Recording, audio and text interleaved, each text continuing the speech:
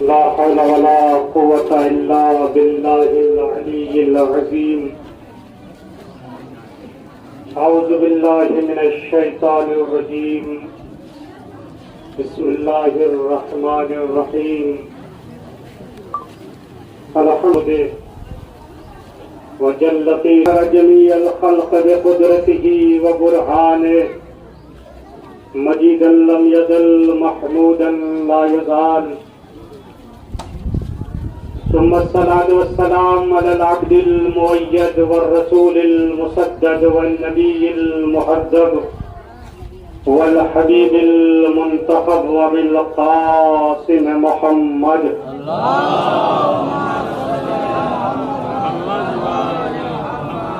وعلى أهل بيته الطيبين الطاهرين المعصومين المظلومين واللعنة على أعدائهم أجمعين من يومنا هذا إلى قيام يوم الدين. أما بعد، یہ جلوس بیاد انہدام جنت البقیع منعقد کیا گیا ہے. انہدام جنت البقیع تاریخ اسلام کا ایک بہت بڑا المیہ ہے. آج شوال، جسے ہم یوم سیاہ کالا دیوس اور بلیک ڈے کے نام سے مناتے ہیں، کیونکہ یہ وہ دن ہے جس دن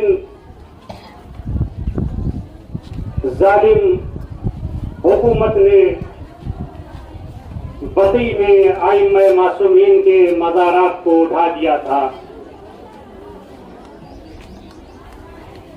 یہ جلوس ازا، یہ جلوس ایک احتجاج ہے اور اہل بیت علیہ السلام سے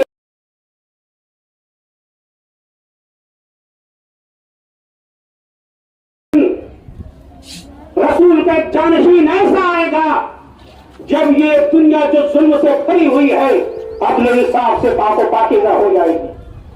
اور اس وقت ہم جو احتمال میں آئی تھی رسول کی اکلوتی کیسے ظلم. بس میرے عزیزوں میں جب دشمنان اہل بیت نے ہمارے ایک صحابی کہتا ہے میں نے دیکھا ایک میرا پسند رسول یہ تو فرما رہے ہیں. آپ نے صحابی کی طرف دیکھا، دیکھنے کے بعد کہا یہ وہ ایام ہے جس میں ہماری زندہ فاطمہ اس دنیا سے رخصت ہوئی. ایسے مسائب سیدہ پر ٹھائے گئے جس کی مثال نہیں ہے. بیوی نے مرثیہ پڑھا تھا نا، صبت علیہ مصائب لہونہا صبت علیہ بسرنا لیالیا. بابا، آپ کی وفات کے بعد آپ کی اکلوتی بیٹی فاطمہ کے اوپر بڑے مسائب اٹھائے گئے. بابا، اگر یہ دن میں پڑھتے تو تاریخ میں بدل جاتے. اتنے مسائب سیدہ کے اوپر اٹھائے گئے. بیوی نے اپنے بابا کی مزار کی طرف، قبر کی طرف کئی مرتبہ یہ جملہ خطاب کر کے کہا تھا بابا آپ دیکھیے کہ آپ کی سیدہ کے ساتھ کیسا برتاؤ کیا جا رہا ہے. رسول جاتے جاتے اجر رسالت میں جو مانگ رہے ہیں وہ محبت اہل بیت مانگ رہے ہیں. کچھ نہیں چاہیے، تم دینا چاہتے ہو تو ہم اہل بیت کی مودت اور محبت، ہمارے اہل بیت سے محبت کرنا. کیا محبت کا تقاضا یہی تھا کہ فاطمہ کے گھر میں آگ لگا دی جائے؟ کیا محبت کا تقاضا یہی تھا کہ سیدہ پر جلتا ہوا دروازہ گرایا جائے؟ کیا محبت کا تقاضا یہی تھا کہ علی کے گلے میں رسیاں ڈالی جائیں؟ مسلمانوں، رسول محبت کا تقاضا کر کے گئے تھے، یہی محبت کا تقاضا ہے. فاطمہ کے گھر میں آگ لگائی جا رہی ہے. ابھی رسول کی وفات کو 3 دن بھی نہیں گزرا، کیسا انقلاب ہے مدینے میں کہ فاطمہ کے گھر سے اٹھتا ہوا دھواں دیکھا گیا۔ ابھی 3 دن گزرے ہیں۔ مدینے کی عورتوں نے کہا کہ ہمارے مدینے کا دستور یہ ہے کہ اگر کسی کے گھر میں وفات ہو جاتی ہے تو کم سے کم 3 دن تک چولہا نہیں بجتا۔ یہ کیا ہے؟ سیدہ کے گھر سے دھواں اٹھ رہا ہے۔ چلو ہم سیدہ کو سمجھاتے ہیں اگر وفات ہو جاتی ہے تو کم سے کم 3 دن چولہا نہیں جلتا۔ جب آئی تو کیا دیکھا؟ سیدہ کے گھر میں آگ لگی ہوئی ہے۔ سیدہ کے گھر میں آگ لگی ہوئی ہے۔ امام صادق اسی منظر کو یاد کر کے بہت روئے۔ میں کیسے اس منظر کو بھول سکتا ہوں جب مسلمانوں کا ایک ہجوم سیدہ کے گھر پر آیا۔ علی کو باہر نکالو ورنہ گھر میں آگ لگا دیں گے۔ سیدہ کہتی ہے ارے تم اس گھر میں آگ لگا دو گے جہاں رسول کی چھوٹی چھوٹی امانتیں ہیں۔ اس ظالموں نے کہا کچھ بھی ہو۔ لکھا ہے کہ ابھی گفتگو ہو رہی تھی، ایک شخص آگے بڑھا، اس نے زہرا کے گھر میں آگ لگا دی۔ دروازہ جلنے لگا، بیوی دروازے کو پکڑے ہوئے کھڑی ہوئی تھی۔ میں گھر میں نہ آنے دوں گی، میں گھر میں نہ آنے دوں گی۔ عجب مقتل لکھتا ہے ایک مرتبہ ایک ملعون نے ایک مرتبہ تیزی سے دروازے کو دھکا دیا اور دھکا دینے کے بعد گھر کے اندر داخل ہو گیا۔ دروازہ فاطمہ کے اوپر گرا۔ بس اتنا لکھا ہے کہ فاطمہ نے ایک آواز بلند کی، اے فضا کہاں ہو دوڑو، مجھے سنبھالو، میرا بچہ ہو شہید ہو گیا۔ اللہ آپ کو سلامت رکھے، اللہ آپ کو اجر عطا کرے۔ ظالم گھر میں داخل ہوئے، علی کے گھر میں رسی، علی کے گلے میں رسی کو باندھا اور کشا کشا مسجد کی طرف لے کر چلے۔ ادھر فاطمہ نشر عالم میں ہے۔ کچھ دیر کے بعد جب سیدہ کی آنکھ کھلی، پوچھا فضا علی کہاں ہے؟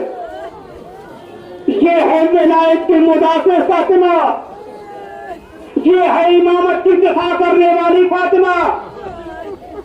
بی بی علی کو گلے میں رسی باندھ کر لے گئے ہیں۔ فاطمہ اپنا درد بھول گئی، اپنے پہلو شکستہ کو بھول گئی، چادر کو اوڑھا، اوڑھنے کے بعد تیزی سے بڑھی۔ کیا دیکھا؟ ظالم علی کو لے جا رہا تھا۔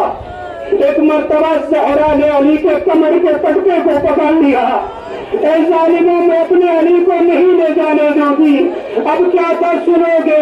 ایک مرتبہ ایک ظالم آگے بڑھا، اس نے خلاف شمشیر کو نکالا، نکالنے کے بعد فاطمہ کے ہاتھ پر مار وار کرنا شروع کیا۔ اتنے باہر لگے، فاطمہ کے ہاتھ سے علی کے کمر کا پٹکا چھوٹ گیا، لیکن فاطمہ نے علی کو چھوڑا نہیں، علی کے پیچھے پیچھے گئی۔ کیا دیکھا کہ علی کو مسجد میں لے کر گئے ہیں اور علی کے گردن پر ظالم تلوار رکھے ہوئے ہیں اور کہتے ہیں علی بیعت کرو ورنہ تمہاری گردن کو قلم کر دیں گے۔ سیدہ نے یہ منظر دیکھا، علی کے گردن پر تلوار رکھی ہوئی ہے۔ ایک مرتبہ ظالموں سے کہا، ظالموں اگر علی کو نہ چھوڑا تو میں ابھی اپنے سر کے بھال کو بکھیر دوں گی، قیامت آ جائے گی۔ جیسے ہی یہ جملہ سیدہ نے کہا، مدینے میں ایک زلزلہ برپا ہو گیا، مسجد نبوی کی دیواریں بلند ہو گئی۔ ایک مرتبہ ایک خوف طاری ہوا، ظالم نے علی کو رہا کر دیا، علی کو چھوڑ دیا۔ جب فاطمہ نے علی کو آتے ہوئے دیکھا تو مسکرائی اور کہا علی جب تک میں زندہ ہوں آپ کو کچھ نہ ہونے دوں گی۔ علی کو دیکھ کر مسکرا رہی ہے، اے علی جب تک میں زندہ ہوں میں آپ کو کچھ نہ ہونے دوں گی۔ میں کہوں گا اے بی بی آپ نے تازیانے کھائے، اے بی بی خلاف شمشیر سے آپ پر وار کیا گیا، اے بی بی سیدہ آپ کو سیلی لگائی گئی، مگر بی بی آپ نے کم سے کم اپنے علی کو بچا کر تو لے آئی۔ اے سیدہ آپ اپنے وقت کے امام کو تو بچا کر لے آئی، مگر آپ کی بیٹی زینب جس نے تازیانے کھائے، پتھر مگر زور خنجر اپنے وقت کے امام کو بچا کر نہ لا سکی. کبھی مدینے کا رخ کرتی، کبھی فوج اشکیا کا رخ کرتی، مدینے کا رخ کر کے کہتی نانا اے نانا نانا. ملائکہ پر درود و سلام بھیجا کرتے تھے، یہ آپ کا نواسا ہے. کبھی فوج اشکیا کی طرف خطاب کرتی تھی، اے فوج اشکیا کیا تم میں کوئی مسلمان نہیں ہے؟ نبی کا نواسا فضل کیا جا رہا.